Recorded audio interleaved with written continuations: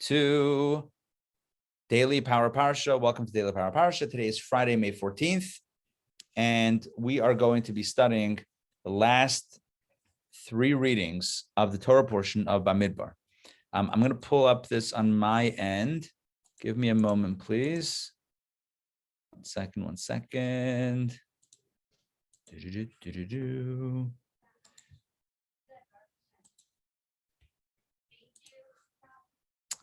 Okay, fifth reading.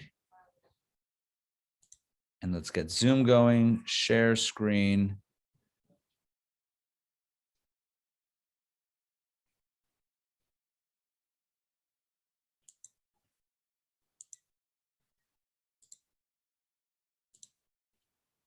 Okay, I hope this works. Can you guys see Torah reading for Bamidbar? Is that coming up? Okay, great. Here we go. This is Numbers chapter 3, verse 14. Again, Chumash Bamidbar is also known as Chumash HaPikudim. It's the book of the desert, Bamidbar, the desert, but it's also the book of Numbers because of the various counts, the censuses that are happening. And here we have another example of that in the fifth reading. So the Lord spoke to Moses in the Sinai desert, saying, count the children of Levi according to their father's house, according to their families. Count all males from the age of 1 month and upward. And as we discussed in our Torah studies class on Wednesday night, this count of 30 days and up, 1 month and forward is and upward is very significant. It speaks to the value of the child, the value of just being, not necessarily what we're doing or what we're capable of doing, but the value of just being. Verse 16, so Moses counted them according to God's word, just as he was commanded. These were the names of Levi's sons. So we're going to go through the count now. Levi's sons, he had 3 sons, Gershon, Kahat, and Merari. The names of the sons of Gershon according to their families were Libni and Shimei. And the sons of Kahat according to their families were Amram, Yitzhar, Hebron, and Uziel. And the sons of Merari according to their families were Machli and Mushi. These are the families of Levi according to their father's houses. For Gershon, the Libnite family and the Shimeite family, these are the Gershonite families. The sum, here we go.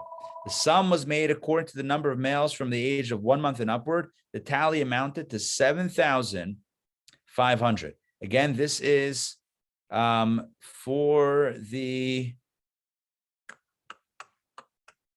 for one second. Yeah, there we go. All the Levites, 1 month and up, right? Totaled 7,500, 7,500 Levites. That's a much smaller number than the tribes. The tribes were like, what, 55,000, 47,000. This is the Levites were 7,500, relatively small number. The Gershonite families shall camp behind the Mishkan to the west. The prince of the father's house of the Gershonites is Eliasaph, the son of Lael, Eliasaph, the son of Lael. The charge of the sons of Gershon in the tent of meeting included the Mishkan, the tent, its cover, and the screen for the entrance to the tent of meeting. That's what the Gershonites were doing. They were carrying the tapestries. The hangings of the courtyard, the screen at the entrance to the courtyard, which is around the Mishkan and the altar, its ropes, as well as all the work involved. That was their malacha, that was their work. For Kahat, the Amramite family, the Yitzharite family, the Hebronite family, and the Uzielite family, these are the families of Kahat. The number of males, of all males, of 1 month and upward amounted to, the count that we had before 7,500, 7,500 were all the Gershonites, the Gershonite Levites, because it's counting each one individually. For Kahat, right here we have a different number. The number of all males were 8,600, the keepers of the charge of the holy. The families of the son of Kahat shall camp to the south side of the Mishkan. The prince of the father's house of the Kahatite families is Elisaphan, the son of Uziel. Their charge included the ark, the table, the menorah, the altars, the holy utensils with which they would minister, and the screen and all the work involved. So essentially, we just read before about the Gershonites. The Gershonites were carrying the Gershon Levite family. They were all involved in the curtains, the tapestries, the dividing screens, etc. The Kahatites, the family of Kahat, of the Levite families, of the Levite tribe, their job was the utensils, the vessels, the ark, the table, the menorah, the altars, the utensils, etc., all the stuff. The prince, verse 32, the prince over all the princes of the Levites shall be Elazar, the son of Aaron the Kohen, the appointment of all the keepers of the charge of the holy. So he overseed them all. For Merari, let's talk about Merari, the final family of the Levites, the Machle family and the Mushai family. These are the families of Merari. Their tally, according to the number of males from the age of 1 month and upward, was 6,200. So we had 7,500 of the Gershonites. We had 8,600 of the Kahatites, and the Merarites, or the Merari people, the Merari family, their number was 6,200, 6,200. The prince of the father's house of the Merari families is Zuriel, the son of Avichail. They shall camp to the north side of the Mishkan. The appointment of the charge of the sons of Merari included the planks of the Mishkan, its bars, its pillars, its sockets, all its utensils, and all the work involved. They were about the structure of the Mishkan itself, the walls, the beams, the sockets, etc. Also, the pillars of the surrounding courtyard, their sockets, their stakes, their ropes. As you recall, the Mishkan was a tabernacle that had a building, but also had an outdoor area surrounded by an exterior fence wall type thing. All the perimeter stuff, the wall stuff, was all carried and taken care of by the Merari family. Camping in front of the Mishkan, in front of the tent of meeting to the east, were Moses, Aaron, and his sons, the keepers of the charge of the sanctuary as a trust for the children of Israel. Any outsider who approaches shall be put to death. They were basically all encircling the Mishkan. So to the east, I'm going to go backwards. To the east were Moses and Aaron. So remember, picture a rectangle, kind of a horizontal rectangle, if you're looking from the top down, right? So to the east, which is to the right, if north is in front of you and south is behind you, so east is to the right. So to the right were Moses, Aaron, and his sons. So their families were to the east, to the right side of the Mishkan. To the north, right, we're going to go maybe in counterclockwise. To the north were the Merari families, who were in charge of the beams and the sockets and the walls. To the south, no, we're not actually going in order here. To the south were the Kahatite families, and they were all about the vessels of the Mishkan. And to the west were the Gershonite families, right? If you look at here, west, Gershonite families. So their job was about the screens, curtains, tapestries, etc. So the Mishkan was surrounded by these three families of Levites, plus Moses, Aaron, and his sons on the east side. So it was flanked on all sides by Levites. And then outside of that perimeter was the encampment of the rest of the Jewish people, or the vast majority of the Jewish people, by their tribes. 3 tribes to the east, 3 to the south, 3 to the west, and 3 to the north. And essentially, as we discussed also Wednesday night, the Levites formed a perimeter around the Mishkan as keepers of the charge. They were the ones to make sure that no one who didn't belong at the tabernacle should enter. What's the final tally? Here we go. The sum of the male Levites according to their families from the age of 1 month and up, counted by Moses and Aaron according to the word of the Lord, was, if you add them all together, exactly 22,000. So there were 22,000 Levites, male Levites from 1 month and up. 7,500, 6,200, and another that was, I forget the other one. The other one was 75,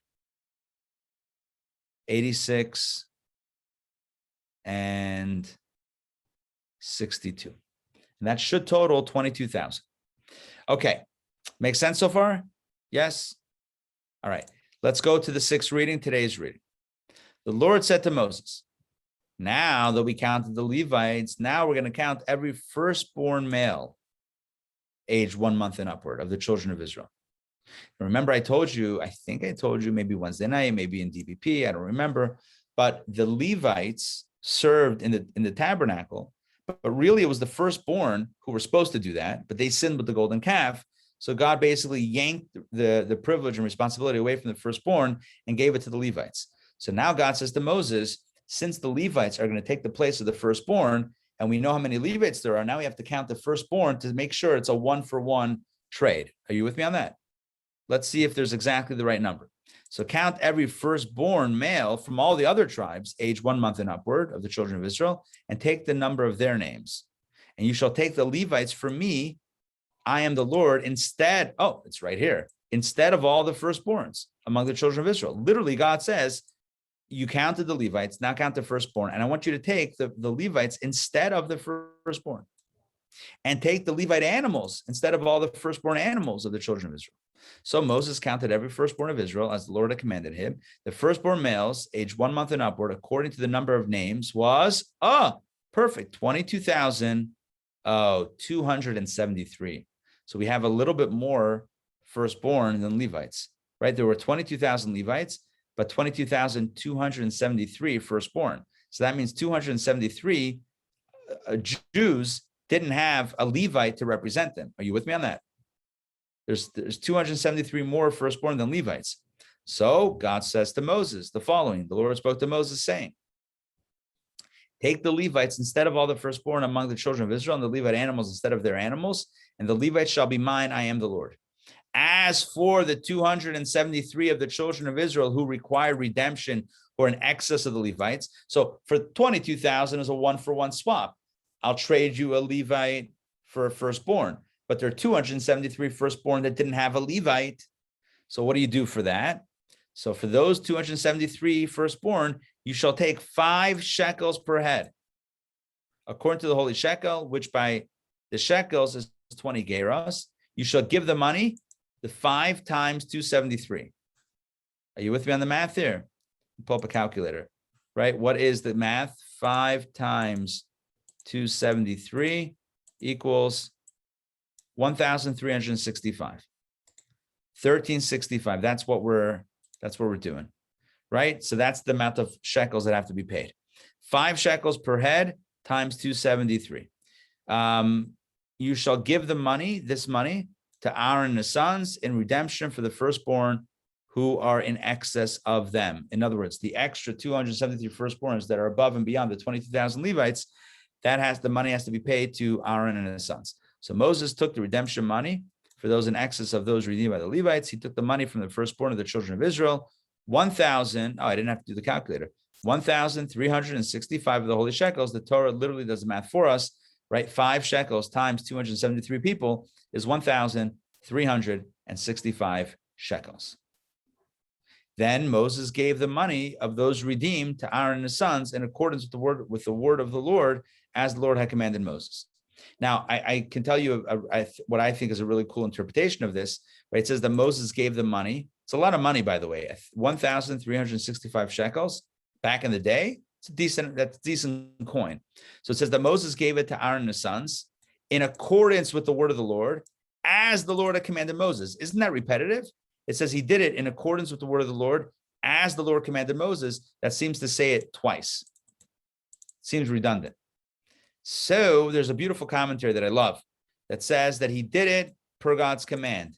And even if you think that Moses got enjoyment for giving his brother and his nephews some extra cash, the Torah emphasizes it's as the Lord had commanded Moses. He did it because he was told to do it, not because he had a personal agenda to help out his family and relatives. Are you with me on that? Okay, nepotism was not at play here. He was simply following Hashem's command.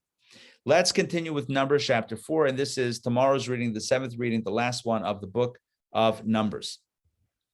The Lord spoke to Moses and Aaron, saying, make a count of the sons of Kahat from among the children of Levi by their families, according to their fathers' houses. In other words, another census of the Kahat family. We just counted them before, but we're going to do another one. And this time, the count is not from 30 days and up, 1 month up. It's specifically from the age of 30 years old until the age of 50. All who enter the service to do the work in the tent of meeting. In other words, the work of Kahat to carry and take care of the vessels, the ark, the menorah, the table, the altars, the implements, the utensils, all of that work was done by the Kahat Levites when they turned 30 until they turned 50, and then they had a retirement from that work. They did other stuff, but not that work. So God says, I want you to count. God says to Moses and Aaron, I want you to count the number of working Levite Kahatites. Count the number of 30 to 50-year-old Kahatites who will be doing the service. And the following is the service of the sons of Kahat in the tent of meeting of the Holy of Holies. So here we go. This is what they're supposed to be doing. When the camp is about to travel, Aaron and his son shall come and take down the dividing screen. With it, they shall cover the ark of the testimony. So the ark gets covered. You know, like when you walk into a synagogue, the Torah is in the ark, and there's a curtain in front of the ark. There's a curtain. So it's kind of it's kind of symbolic of what happened here is that the ark, when they moved, when they traveled, you know, when it was out there in the open, not behind, you know, closed doors, it was covered with a dividing screen, basically some sort of curtain. It was covered with that. They shall place upon it a covering of tachash skin, and on top of that, they should spread a cloth of pure blue wool. So there's multiple coverings on top of the ark. Then they shall put its poles in place. They shall spread a cloth of blue wool on the show table, and they shall place on it the forms, spoons. Forms are like the molds for the bread, like if you bake bread into like a shape. So that's the forms, the spoons, supports, and covering frames. This was the showbread. Yeah. Is there any specification of what exact tone of blue? Great question. The word here is techelet, which is the same blue of the tzitzit. It's the same blue. Now, the question is, so what is that blue? But you know, of course, that's if you look into it, you realize, all right, it's not so, we don't know today exactly what it is. There are different theories as to what it is, but I've seen that range from kind of like somewhat of an indigo to a light blue. I've seen a range of techelet possibilities. Back then, they had a very special source of that dye. Today, no one knows exactly. I mean, some people claim they know, but again, if you do the research on that, which I know you have looked into that, there's a bit of a variance as to what exactly it looked like and where exactly it came from. And each one says, I know what it is. And that's why many people are like, no one knows what it is. Like Chabad custom is, we don't wear it. We don't integrate that thing into the tzitzit. I mean, you could wear blue otherwise, but not as the mitzvah. But Rabbi, your question is, what color was this blue wool? It was the same techelet. It's the same word. Rabbi, was that from a fish? Isn't there maybe that's the fish that everyone's going to eat from, the Leviathan. That's the Leviathan. Yeah. It was from some sort of creature. I don't know if it was a sea creature or land. I think it was a land creature that the dye came from. But, it could be that it was exclusive to those times that they needed it. And like the tachash skins themselves were only an animal that existed in the times of the Mishkan for this very purpose. So it's, I believe it was, what's it called? Is it the chilazon, or is that the worm that cut the stones because you couldn't use metal implements? I don't remember. But anyway, there was one worm or one creature that cut the stones because they couldn't use metal implements because you can't use metal on the altar. Then there was something else for the dye. I don't remember. I mean, you can look it up, Tchelet dye source, and I'm sure it'll come up, the original name of it. But again, what it is and does it exist today? There's speculation, and some say they know for sure, but I don't know. It's like the Hoshin breastplate. There's differing. Yeah, exactly. Opinions. Because anytime you're dealing with something that's like not a clear-cut thing, it's like, okay, we think it is this, but someone's like, no, I think it's something else based on other research. And unless you're there, unless you were there, how do you say definitively? I mean, a lot of stuff we know what it is, right? I mean, normative Hebrew language, we know what it is. But once you get into like these obscure or references, at that point, there's going to be a little bit more uncertainty and some speculation. I'm not trying to minimize the opinions, just saying, look, it's not necessarily definitive. So there's Okay. no blue used in a tallit, in any part of the tallit? There is sometimes people integrate blue. So the Chabad tallit is black, is white and black, but I've seen blue used. But that in the actual garment is not where the mitzvah was. The mitzvah of blue in the tzitzit was for the strings. It was to use a string of blue. But some integrated into the body of the shawl, just, I don't know, design-wise, why not? Chabad uses a very simple, traditional white with a few black stripes at the bottom. Why that design? I've heard that there's Kabbalistic significance. I haven't studied the sources myself, so I can't tell you if and what those are, but I've heard that there is significance to that. Anyway, but I could see someone saying, hey, I would love even if I don't know what I should do with the strings, I'd love to wear a shawl itself that has some blue in it as kind of a reference, even if it's not the mitzvah, a reference point. Again, that's where different customs come in and different approaches. Okay, so, the point over here that we're doing right now is to say that all of the items before they were transported, they were all covered and wrapped, right? I mean, think of, when you're lahavda, when you're moving, you wrap your items before you transport them. But here, it wasn't really like for fragility. It was more like for respect. You're not just carrying the menorah on your shoulders or on a thing, just open like that. You cover it. So we're talking now, I think we're in the middle of the show table, right? And so verse 7, they shall spread a cloth of blue wool on the show table, and they shall place on it the form, spoon, supports, and covering frames, the continual bread. The lechem apanim, lechem atamid, can be placed upon it. They shall spread upon them a cloth of crimson wool, different color, and cover that with a covering of tachash skin. There you go. They shall put its poles into place. Very colorful either way. We're talking about blue and now crimson and now tachash skin, which was a if you remember, it was like the multicolor unicorn. I wasn't exactly unicorn, but multicolor animal. Anyway, they shall take a blue cloth and cover the menorah for lighting and its lamps, its tongs, its scoops, and all its oil vessels used in performing service. And they shall put it and its vessels into a covering of tachash skin and place it on a pole. They shall spread a cloth of blue wool over the golden altar. Oh, now the golden altar. They shall spread a cloth of blue wool over the golden altar, that's the inner incense altar, and cover it with a covering of tachash skin, and then set its poles in place. They shall take all the vessels. Hold on, where am I? Verse 12. They shall then take all the vessels used in the holy, put them into a cloth of blue wool, covering them with a covering of the tachash skin, and put them on a pole. They shall remove the ashes from the altar and spread a cloth of purple wool over it. Never a dull moment here with these colors. They shall place on, I guess it was color coded. It's like, oh, I know what that is. That's the ark. That's the menorah. That's the outer altar. So this is the outer altar, the animal offering altar. This is purple wool.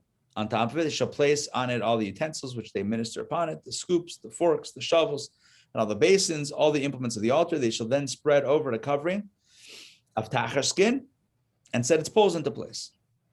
Aaron and his sons shall finish covering the holy and all the vessels of the holy when the camp is set to travel. And following that, so that the priests, they do the covering. And then the Levites, sons of Kahat, come to carry them. But they shall not touch the sacred objects, for then they will die. In other words, it had to be covered so that their skin didn't touch the actual vessels. These are the burden of the sons of Kahat for the tent of meeting. In other words, this is the work. This is the task for the Kahatites. What did they do? They were dealing with the vessels. So the vessels were set for travel by the priest, by the Kohanim, and then the Levite from the family of Kahat, the Levites from Kahat, they would take over from there and do the actual transporting. All right, now, what's the job of Elazar? The charge of Elazar, the son of Aaron the Kohen, oil for lighting, the incense of spices, the continual daily meal offering, and the anointing oil, the charge for the entire Mishkan and all that is in it, of the holy and its furnishings. So that's the job of Elazar. The Lord spoke to Moses and Aaron, saying, do not cause the tribe of the families of Kahat to be cut off from among the Levites. In other words, we don't want the Kahatites to lose their life. So help them be careful. Do this for them so that they should live and not die. When they approach the Holy of Holies, Aaron and his son shall first come and appoint each man individually to his task and his load. They shall not come in to see when the holy vessels are being wrapped up, lest they die. In other words, make sure that you're wrapping everything before the Kahatites come there for transportation. It's kind of like, again, lahavdil, when the moving company comes in, are they boxing or are you boxing, right? And here, you box and then they come in.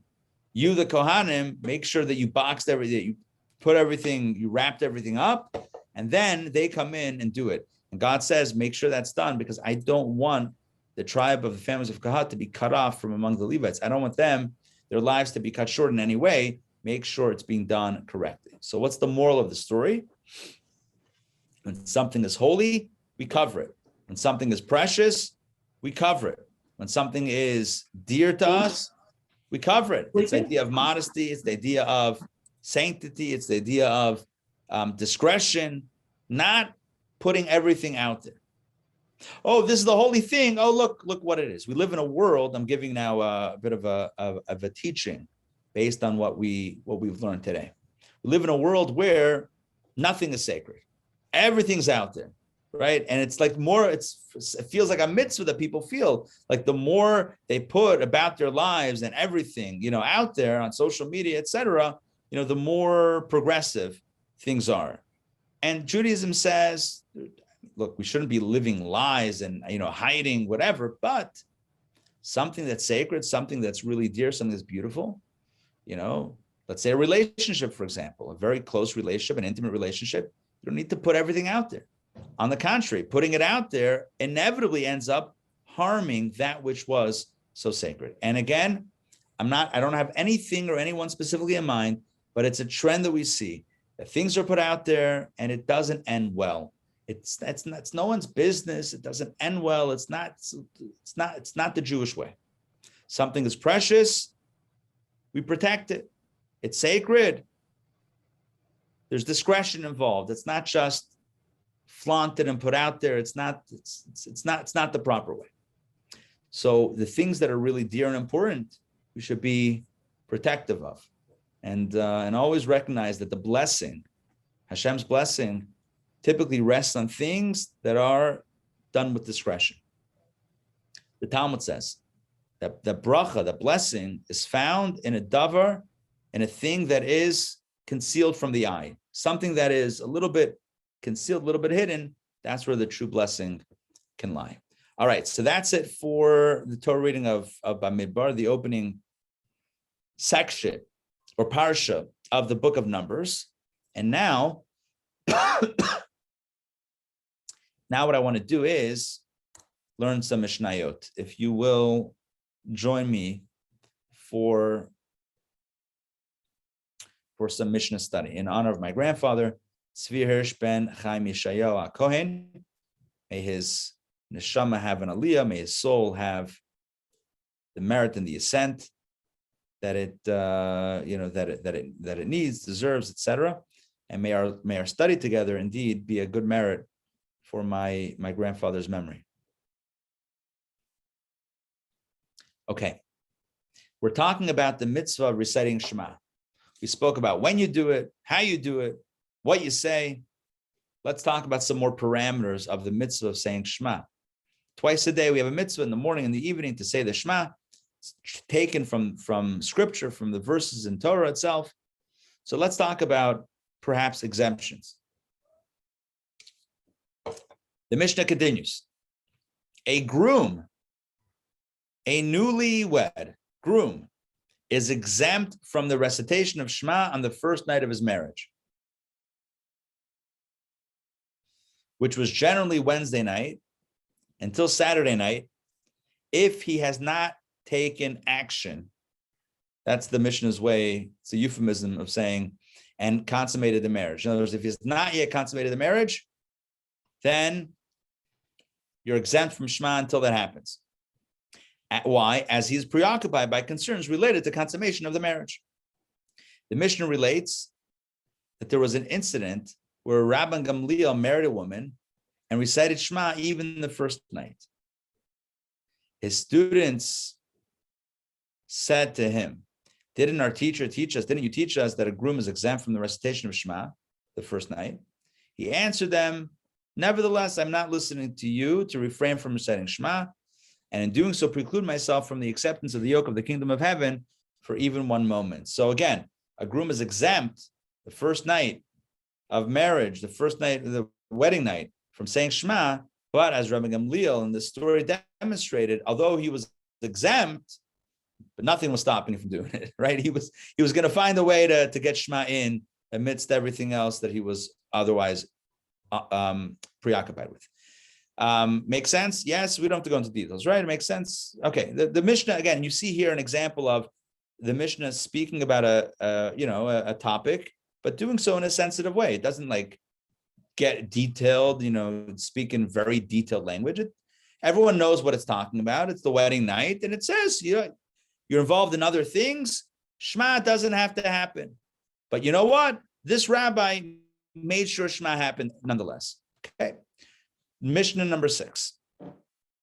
The Mishnah relates another episode portraying unusual conduct by the same Rabbi Gamliel. By the way, Rabbi Gamliel was like one of the leaders of the Jewish people in his time. He was like one of the heads. He bathed on the first night after his wife died. Hold on. It looks like my internet connection is a little bit unstable. Am I still with you? Can you guys still hear me? Yeah? Okay. Yes. Let me know. Okay, let me know if I cut out because I got a message. Internet is unstable. All right, I'm in, as you see, I'm in a different environment, and this is the one which sometimes glitches on me. So that's why I'm trying to go a little bit fast today to get it in before my bandwidth shuts down. So he bathed on the first night after his wife died. Now, if anyone that's sat Shiva before knows that you don't bathe or shower typically for the Shiva. So, I mean, again, there are exceptions and whatever, but typically we avoid bathing. So he bathed at the first night after his wife died. So his students said to him, have you not taught us, our teacher, that a mourner is prohibited to bathe? He answered them, I am not like other people. I'm not like other people. I am delicate, istinus. For me, not bathing causes actual physical distress, and even a mourner need not suffer physical distress as a part of his mourning. This teaches us an unbelievable law. The halacha is, again, somebody who, God forbid, loses a loved one and is sitting Shiva in that mourning period, 7 days, does not bathe or shower. But here this Mishnah is telling us why. It's because we're not supposed to engage in some pleasurable activity. But if not showering or bathing is going to cause distress, if a person is very particular about their hygiene, and are you with me on this? And not showering or bathing I'm not going to have that enjoyable experience, but I'm actually going to be suffering because of that, then you're allowed to do it.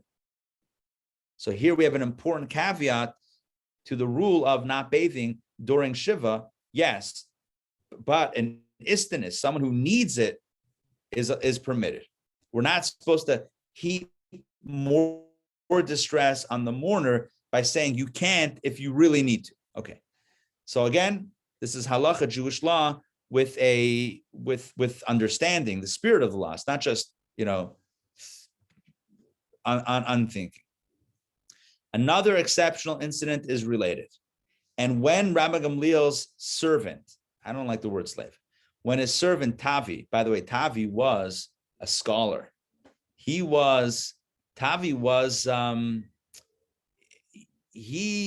have discussions with the scholars. So he was not a simple dude.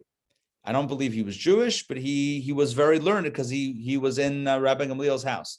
So when his slave Tavi died, when his servant Tavi died, Rabbi Gamliel accepted condolences for his death as one would for a close family member. In other words, he basically almost like sat Shiva for him.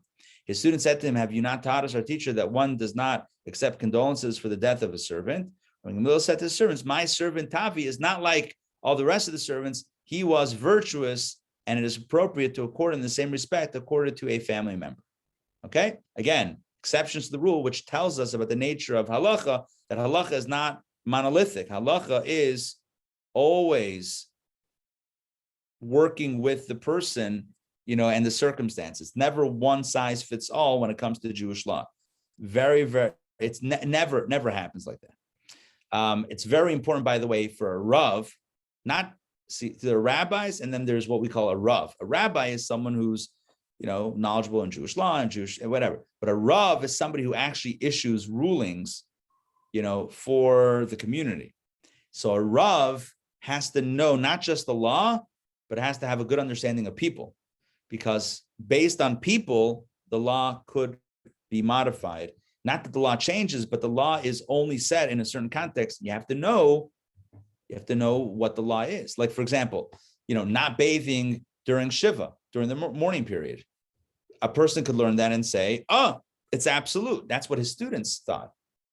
But if you know the spirit of the law, you know that it was designed so that a person should not be indulging in pleasures right after their loved one passed away. But if it's not about pleasure, if it's about, on the contrary, avoiding displeasure or pain, then it's permitted. All right, I hope what I'm saying makes sense. Number 8. With regard to the recitation of Shema on one's wedding night, the sages said that if, despite his exemption, a groom wishes to recite Shema on the first night, he may do so, like we said before. Rabbi Shimon ben Gamliel says, not everyone who wishes to assume the reputation of a God-fearing person may assume it. In other words, someone who is really bothered by not saying Shema should say it, but not everyone who says, oh yeah, I'm in that category is necessarily in that category, right? And consequently, not everyone who wishes to recite Shema on his wedding night may do so. It's really only meant for those that really can't go a night without saying Shema and would be bothered by not saying Shema. All right, I'm going to close out for today. So we kind of did this quick. We did 3 readings in the Torah portion, and we did 4 Mishnahs of Mishnayot, and we've covered now, in all, we've covered the first 2 chapters of Tractate Brachot. So we have another 7 chapters left, right? Because you see here, Brachot has a sum total of 9 chapters, 2 down, 7 to go. Okay. All right. I'm going to stop the screen share and wish everybody a good Shabbos. Ray and Sandrine and Donna and Matt. Matt, great to see you. Love the clouds. Love the blue sky. Love it. So I want to wish everybody a good Shabbos. And of course, this is a very special Shabbos. It's the Shabbat before the holiday of Shavuot, which begins Sunday night. So join us Sunday night join us Shabbos, join us Sunday night for Torah study. It's going to take place starting at 10:30 p.m. and it goes as long as you want. You can stay as long as you want. We have classes on the hour, 10:30, 11:30, and 12:30. And then we have also Monday morning services at 10 a.m. with a reading of the 10 Commandments, but we have a special party for Shavuot later on with the 10 Commandments as well, again at 5:30. So if you want to come in the morning, you can, but if you prefer the afternoon with the food and more of the celebration, that's going to take place at 5:30 p.m. outside, behind Chabad in town, adjacent to the Beltline. So we'll have a reading of the 10 Commandments, we'll have dairy, food, and it's going to be a nice party and celebration. Do the rabbis stay from midnight all the way to 10 a.m.? So no, because you don't stay up all night. You do stay up all night, but you stay up until daybreak. So let me give you that time. I actually do need to know it for Sunday night. So the time is, I have my Zmana map. I've told you about this before, right? My app here that calculates stuff. So 5:12. So 5:12 a.m. So you study till 5, go home, nap a little, and then come Sleep back. a little bit. Yeah. Now some people will go straight into davening pretty much right away because they stayed up all night anyway, so they'll go. But Chabad doesn't do that for whatever reason. It's nothing wrong with that, but a Chabad custom is typically to daven at the normative time. Now, some people always daven super early at daybreak. Yeah. In Chicago, we used to do it like as a community-wide, like it was really nice. The whole neighborhood in Lakeview, the conservative, Reform, Orthodox synagogue, we will all come together and do it by the lake. Nice. That's beautiful. The morning service, yeah.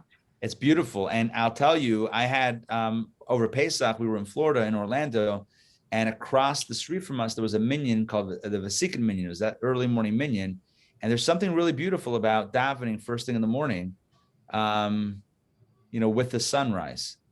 It's kind of like, it's quiet, and there's like nature's like doing its thing. And as you speak the prayers about, and you meditate on the prayers about talking about like how beautiful the world is that God made, it's like you can relate, especially if you're outside, which is probably why they did it by the lake. Because if you're doing it in the morning, it's kind of cool to see that it's the morning. If you're in a building with the lights on, it could be anytime. But if you're outside, it's really special. But we're doing 10 o'clock and 10 a.m. for Monday, and then 5:30 p.m. again for the holiday party. So if anyone's looking for more of a party, if you're looking for service and Torah reading, we have no lake.